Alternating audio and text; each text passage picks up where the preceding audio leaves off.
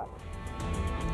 Medinipur medical college হাসপাতাল, যেখানে শিখে উঠে গিয়েছে চিকিৎসা পরিষেবা, সেই ছবিটাই ধরা পড়ল রিপাবলিক বাংলার ক্যামেরায়। নীল সাদা বিল্ডিং এর ওয়ার্ডের ভেতরেই ডাই করে রয়েছে আবর্জনা, কিলবিল করে ঘুরে বেড়াচ্ছে পোকা, আর বেড না থাকায় রোগীর ঠাঁই সেই মেঝেতেই। অন্যদিকে আবার চিকিৎসাধীন অবস্থাতেই উধাও হয়ে যাচ্ছে একের পর এক রোগী। অভিযোগ, গত 7 দিনে উধাও হয়ে গিয়েছে 100-র বেশি রোগী। সোমবারই 20 জন নিখোঁজ হয়েছে বলে অভিযোগ উঠে আসছে। একের পর এক ছবি দেখার পর প্রশ্নের মুখে পড়েছে হাসপাতালের নিরাপত্তা।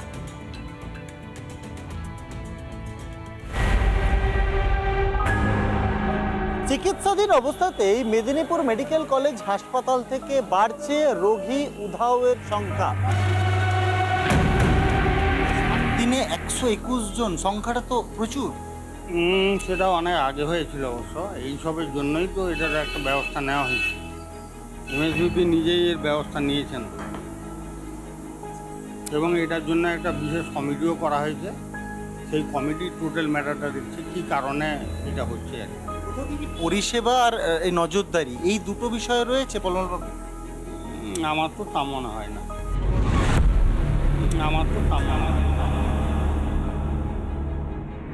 মেদিনীপুর মেডিকেল কলেজ হাসপাতালের যে মেল মেডিসিন ওয়ার্ড, সেই মেল মেডিসিন ওয়ার্ড থেকে রোগী নিখোঁজের সংখ্যা কিন্তু সব থেকে বেশি। ঠিক কেন এই ওয়ার্ডটার এরকম অবস্থা, বা কেন এই ওয়ার্ড থেকে এই ধরনের ঘটনা ঘটছে, তা দেখতে আমরা মেল মেডিসিন ওয়ার্ডে যাব। আসুন দেখি কি অবস্থা এই মেল মেডিসিন ওয়ার্ডের।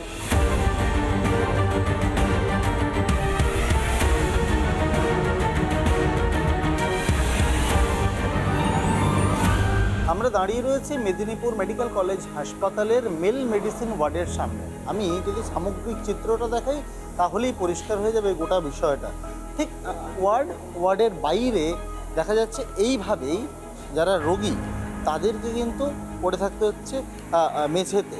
তারা বেড পাননি, শুধু বেড পাননি এমনটা নয় যে বেড পাননি, যদি ওয়ার্ডের বাইরে যে অংশটাতে ওরা পড়ে রয়েছে তারা সেইখানটা যদি পরিষ্কার পরিচ্ছন্ন হতো তাহলে হয়তো এতটা সমস্যায় পড়তে হতো না। কিন্তু যেখানে পেশেন্ট ভর্তি রয়েছে তার ঠিক পাশেই জঞ্জাল হয়ে পড়ে রয়েছে নোংরা আবর্জনা। আর এই নিয়ে কিন্তু বিস্তর অভিযোগও রয়েছে রোগীর পরিজনদের মধ্যে।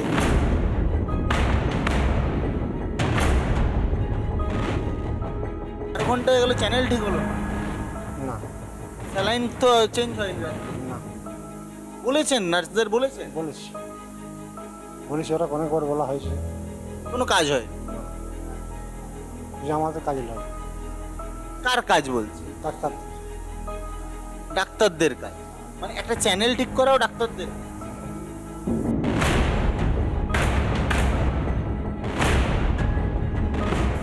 বাইরে জানলায় কোনো আটকানোর ব্যবস্থা নেই। বৃষ্টি হলে এই জানলা দিয়ে কিন্তু হুড়হুড় করে জল ঢোকে ওয়ার্ডের মধ্যে, এবং সেখানেই কিন্তু রোগীরা বসে রয়েছে, রোগীদের বসে থাকতে হচ্ছে। আমি কথা বলবো আরেক রোগীর সঙ্গে যারা এই জানলার পাশে রয়েছে। বৃষ্টির সময় জল পড়ছে, জল আসছে, রোগী তো ভিজে যাবে। ভিজছে, কি করবো? আর আমরা বসে আছি এমনি মা মাটির সরকার ছাই, আর কি করবো?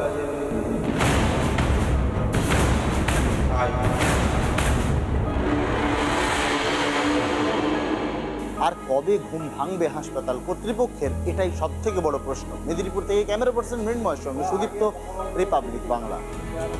শুরুতেই নজর রাখতে হবে ট্রেন দুর্ঘটনার দিকে, কেননা ঝাড়খণ্ডের চক্রধরপুরের কাছে লাইনচ্যুত হাওড়া মুম্বাই এক্সপ্রেস। লাইনচ্যুত কমপক্ষে 18টি বগি। দুর্ঘটনায় মৃত্যু হয়েছে কমপক্ষে 2 জনের, আহত অন্তত 20 জন। দুর্ঘটনায় মৃতদের পরিবার এবং আহতদের জন্য আর্থিক সাহায্যের ঘোষণা করেছে রেল। যাত্রী সহায়তায় চালু করা হয়েছে হেল্পলাইন। হাওড়া স্টেশনে চালু হেল্প ডেস্ক। দুর্ঘটনার জেরে বাতিল হয়েছে 4টি দূরপাল্লার ট্রেন এবং ঘুরপথে চলছে একাধিক ট্রেন।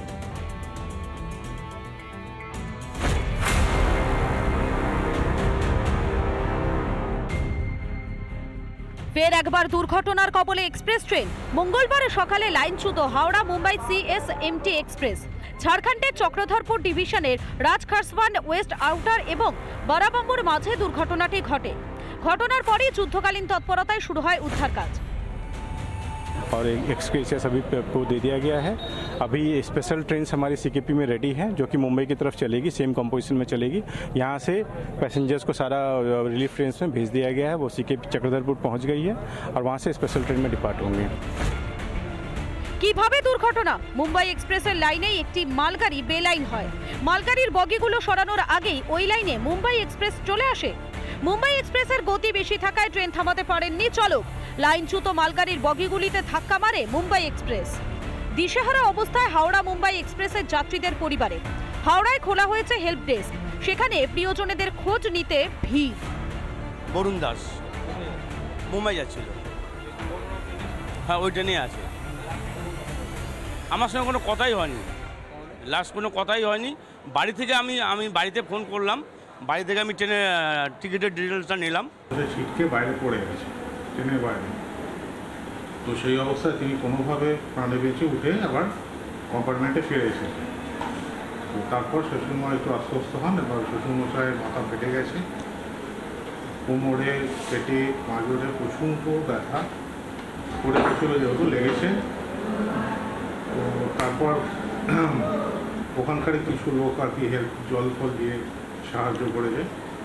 করার পর কিছুক্ষণ পর রেলের পুলিশ আসে, তাদের হসপিটালে নিয়ে যাবে। গত 1.5 মাসে 3টি রেল দুর্ঘটনা। ইতিমধ্যেই তদন্তের নির্দেশ দিয়েছে রেল কর্তৃপক্ষ, কিন্তু মালগাড়ির বগিগুলি সরানোর আগে কিভাবে মুম্বাই এক্সপ্রেসকে একই লাইনে সবুজ সংকেত দেওয়া হলো? কার গাফিলতি? বারাবাম্বো এবং রাজ খারসওয়ান স্টেশন মাস্টারের ভূমিকা নিয়েও উঠছে প্রশ্ন। রিপাবলিক বাংলা। এবার রাস্তা তৈরি নিয়ে স্থানীয় বাসিন্দাদের সঙ্গে পঞ্চায়েতের সদস্য এবং তৃণমূল নেতা কর্মীদের বিবাদ গড়ালো মারপিটে। ভাইরাল সেই মারধরের ছবি, তৃণমূলের ব্লক সভাপতিকে মারধরের অভিযোগ উঠে আসছে। এই সিঙ্গুরের বেড়াবেড়ির ঘটনায় ইতিমধ্যেই শুরু হয়ে গিয়েছে রাজনৈতিক চাপানোতর।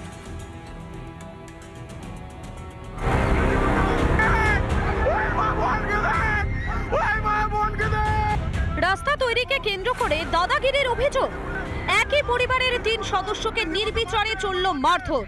রাস্তা তৈরি যাতে না হয় তার জন্য তৃণমূলের একাংশকেই দুষছেন স্থানীয়রা।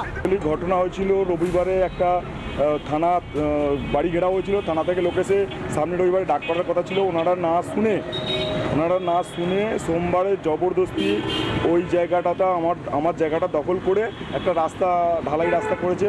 তো বেশ চলাকালীন একদিন আমার বাড়িতে সব ঘেরাও করে আমাকে বলা হলো যে না, এইসব ড্রেন ফ্রেন ভেঙে নিতে আমি রাস্তা করবো।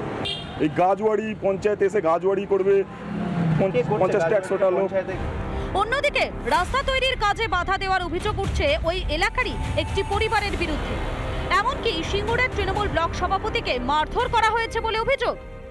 ওই যে রাস্তাটা ঢালাই হয়েছে আর কি, ওই রাস্তাটা যারা বলছে যে তাদের রাস্তা বা কিছু যদি বলে থাকে, এটা তাদের রাস্তাটা, তাদের কোনো জায়গা নেই। হ্যাঁ, কাজে তো বাধা দিয়েছে, সেখানে বঁটি নিয়ে কাটতে আসছে এবং বলছে এইখান দিয়ে রাস্তা করলে কেটে ফেলবো, এবং সেখানে আমিও ছিলাম, আমাকেও ধাক্কা মেরে ফেলে দিয়েছে। তবে রাস্তা আটকে রাখার অভিযোগ করছেন সিঙ্গুর পঞ্চায়েত সমিতির সহসভাপতি। যে ঢালাইটা দেওয়া হয়েছে সেটা সঠিক কাজই করা হয়েছে। যে কোনো মানুষ যদি এসে দেখে যে কিভাবে অন্যায় করে একটা বাড়ি যাতায়াতের পথ বন্ধ করে দেওয়া হয়েছিল, এবং সেটা ছবি তুলেও রাখা আছে। সামান্য একটি রাস্তা তৈরি নিয়ে বিবাদ ওঠে চরমে। সোমবার ঘটা এই ঘটনা নিয়ে এলাকায় এখনো রয়েছে চাপা উত্তেজনা। অভিযোগ পেলে উপযুক্ত ব্যবস্থা নেওয়া হবে জানিয়েছে সিঙ্গুর থানার পুলিশ। হুগলি থেকে সুজিত গৌড়ের রিপোর্ট, রিপাবলিক বাংলা। বোলপুরে পরিবারকে পুড়িয়ে মারার অভিযোগ, নৃশংসভাবে পুড়িয়ে হত্যা করার অভিযোগ ওঠে স্মৃতি বিবি এবং চন্দন শেখের বিরুদ্ধে। অভিযুক্তদের ফাঁসির দাবিতে আজ চলে তুমুল বিক্ষোভ। বোলপুর মহকুমা আদালতের সামনে চলে প্রতিবাদ বিক্ষোভ। পুলিশের বিরুদ্ধে অসহযোগিতার অভিযোগ তোলে পরিবারের সদস্যরা। পরিবারকে পুড়িয়ে মারার অভিযোগ, তারপরে প্রতিবাদ বিক্ষোভ। বারবার অসহযোগিতার অভিযোগ উঠে আসে পুলিশের বিরুদ্ধে। নৃশংসভাবে পুড়িয়ে হত্যা করার অভিযোগ ওঠে স্মৃতি বিবি এবং চন্দনা শেখের বিরুদ্ধে। অভিযুক্তদের ফাঁসির দাবিতে চলে তুমুল প্রতিবাদ বিক্ষোভ। বোলপুর মহকুমা আদালতের সামনে চলে প্রতিবাদ বিক্ষোভ। আপনারা তো জানেন যে আমার বাবা মা এবং ছোট ভাইকে পুড়িয়ে হত্যা করা হয়েছে। আর সেই স্মৃতি বিবি এবং চন্দন ইসলামের ফাঁসির দাবি নিয়ে আজকে আমরা এখানে এসেছি। কোর্ট সেরকম ঠিক মতো বিচার করতে চাইছে না, পুলিশ প্রশাসন আর সেরকম স্টেপ নিতে চাইছে না, ওই জন্য আমরা এই মিছিলে বের করেছি। যে আগুনে পুড়ে মারা ঘটনাটা ঘটেছিল তার বিরুদ্ধে চন্দন শেখ সিটিবিপি যেন ফাঁসি হয় তার জন্য এসেছি। খাচ্ছি তোমার যেন ওদের কোনো রকম ভাবে ছাড়া না পায়, ওরা যেন ফাঁসি হয় ওদের। মুর্শিদাবাদে বকেয়া কোটি টাকার বিদ্যুতের বিল। অভিযোগ গত 2 বছরে বিল বাকি রয়েছে প্রায় 18 কোটি টাকারও বেশি। জেলা জুড়ে 250টি পঞ্চায়েতের কার্যালয়ে বিদ্যুতের বিল বাকি রয়েছে। দেখুন, 1-2 টাকা নয়, মুর্শিদাবাদে বকেয়া কোটি কোটি টাকার বিদ্যুতের বিল। জেলা জুড়ে 250টি পঞ্চায়েত রয়েছে, সেই পঞ্চায়েতগুলিতেই বকেয়া বিপুল অঙ্কের বিদ্যুতের বিল। বিদ্যুৎ দপ্তরের পক্ষ থেকে আমরা জানতে পারছি যে 2 বছরে মুর্শিদাবাদ জেলার যে 250টি পঞ্চায়েত রয়েছে সেই পঞ্চায়েতের যে কার্যালয়ের যে বিদ্যুতের বিল সেটা কিন্তু 2 বছরে 18 কোটি টাকারও বেশি বিল কিন্তু বাকি রয়েছে, এমনটাই কিন্তু বিদ্যুৎ দপ্তরের পক্ষ থেকে জানানো হচ্ছে। এখনো অবধি যা আমাদের কিছু হিসেব রয়েছে ওটা 18 কোটি টাকা মতো বাকি রয়েছে এখনো। আড়াইশো কোটি।